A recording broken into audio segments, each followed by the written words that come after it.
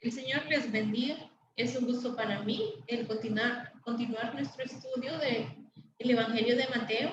La semana pasada estuvimos viendo los contextos, trasfondo histórico, trasfondo religioso, y este día vamos a empezar nuestro estudio en cuanto a el capítulo 1 y 2 de Mateo. Si nosotros examinamos el capítulo 1, vamos a encontrarnos que nos presenta en cuanto a la genealogía de Jesucristo. Pero, ¿cómo es que el Evangelio en general presenta a Jesús? Y esto lo encontramos que demuestra que Jesús es el Mesías, quien descendió directamente del linaje real de David y de la simiente también de Abraham. También nos presenta el Evangelio de Mateo como el cumplimiento de las promesas de pacto hechas a Abraham. Lo que Dios le prometió en el pacto abrahámico se da el cumplimiento. Pero también Mateo señala la genealogía a partir de Abraham, mientras que el Evangelio de Lucas lo hace a partir de Adán. Mateo divide la historia de Israel en 3 grupos de 14 generaciones, pero probablemente hubieron más. Las genealogías con frecuencia comprimen o reducen la historia, dando a entender que no se incluyen específicamente cada generación de los antepasados. Y para examinar un poquito y poder distinguir entre los términos que se emplean en este evangelio, tenemos 3 términos aplicados a Jesús, y uno de ellos es precisamente Jesús, que es el término griego equivalente al nombre de Josué, que esto significa Jehová es salvación o liberación, y Jehová salvará, y este es un nombre personal o privado. Luego también tenemos Cristo. Este es un término griego que es el equivalente a Mesías en hebreo. También significa el ungido. Pero tenemos Jesucristo, que es una afirmación de las 2 naturalezas. La humana, destacada en el capítulo 1, versículos del 2 al 17, en cuanto a su genealogía, pero también la divina, destacada a partir del versículo 18 al 25, como haciendo referencia como hijo de Dios. En cuanto al nacimiento virginal de Jesús, esto desde luego que fue un proceso divino. Vamos a examinar un poco la escritura para poder determinar algunas ideas. Por ejemplo, el origen divino se establece principalmente por 2 expresiones. Una de ellas es que fue concebido del Espíritu Santo. El nacimiento de Jesucristo fue así. Estando desposada María, su madre, con José, antes de que se juntasen, se halló que había concebido del Espíritu Santo. Y luego en el capítulo 1, versículo 23, cuando dice: he aquí, una virgen concebirá y dará luz a un hijo y llamará su nombre Emmanuel, que traducido es Dios con nosotros. Aquí hay 2 pasajes que definen el origen divino de Jesús. Primero, en 1:23, dado por una profecía, y el segundo dice, declarando que el nacimiento fue de esta manera, cuando dice que se halló que había concebido del Espíritu Santo. Entonces, fue un proceso divino en la concepción de Jesús.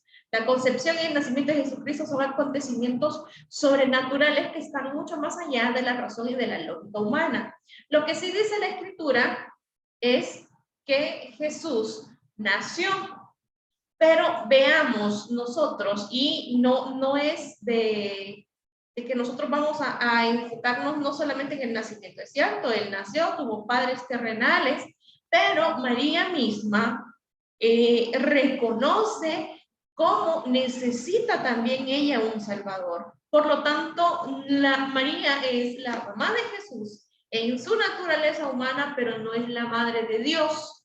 Esto nosotros debemos de establecer muy bien la diferencia. Mateo, en el capítulo 1, versículo 23, él ve cumplida la profecía de Isaías. Lo que Isaías declaró con el nacimiento de Jesús, de la Virgen María, aquí el nombre que se da es Emmanuel, que traducido es Dios con nosotros. Proclama la presencia de Dios en medio de su pueblo de una manera completamente nueva. Luego en el versículo 21 que nos dice, llamará su nombre Jesús, porque la misión de Jesús sería traer a los hombres, a las personas, al mundo entero, una salvación espiritual. Que esto nos ofreciera a nosotros el perdón de los pecados y una relación correcta con Dios. Es decir, que el ministerio era reconciliar al hombre con Dios.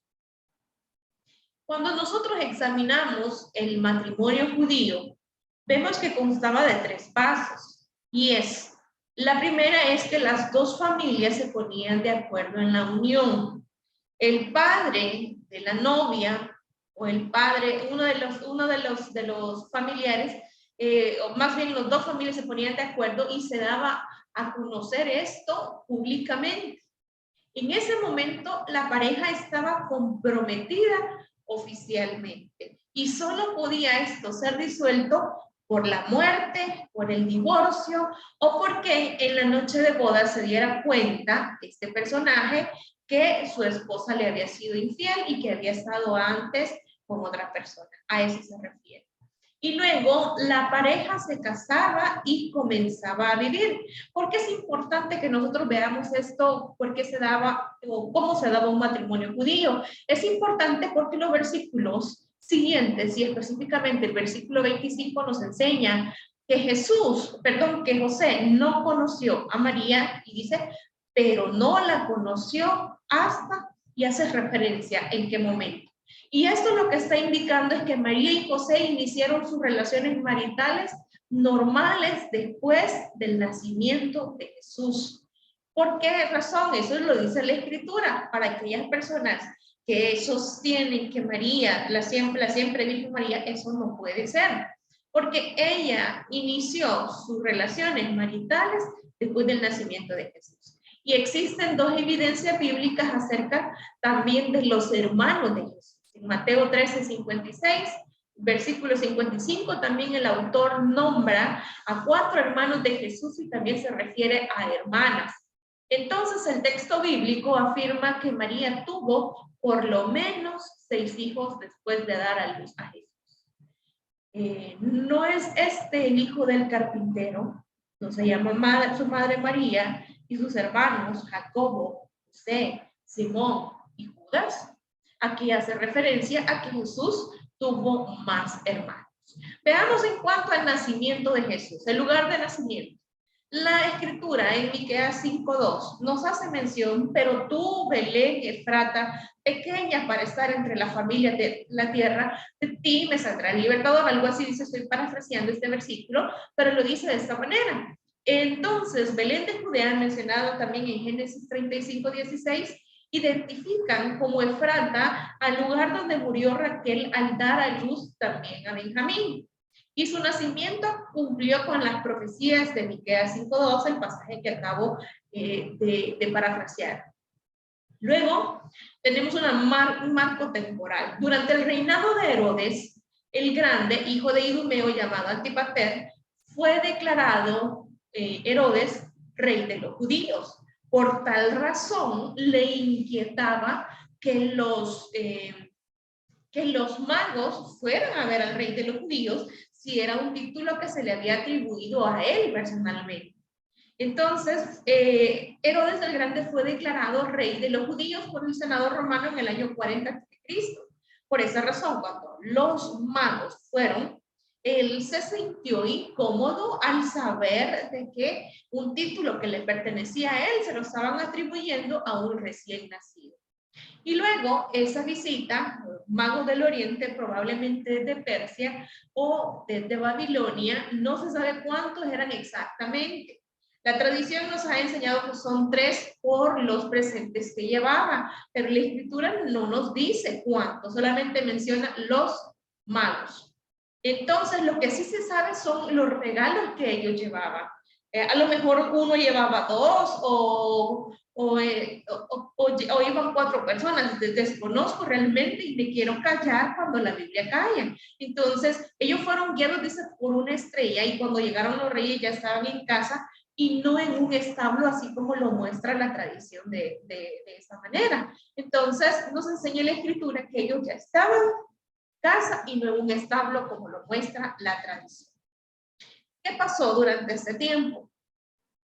El Herodes el Grande sintió la incomodidad y tuvo que haber sido anunciado por sueños a José que se fueran a Egipto. Entre Belén y la frontera de Egipto había aproximadamente 125 kilómetros y era una provincia romana. Es decir, que estaba fuera de la jurisdicción, fuera del mando de Herodes y por lo tanto podría funcionar como un lugar de refugio. Entonces, el ángel les mandó diciendo, levántate, toma, huye, quédate en ese lugar. El hecho de emprender el viaje de noche demuestra que era un viaje urgente, un viaje expreso. Entonces, ¿qué pasa? Al momento de querer exterminar Herodes el Grande a Jesús, da la orden que los infantes mueran en Belén. Herodes, al ver la desobediencia de los reyes, porque ellos se fueron por otro lugar, adoptó una medida un poco alocada de exterminar a los niños varones menores de 2 años en Belén y también en sus alrededores. Por esa razón es que tuvo que huir José a Egipto.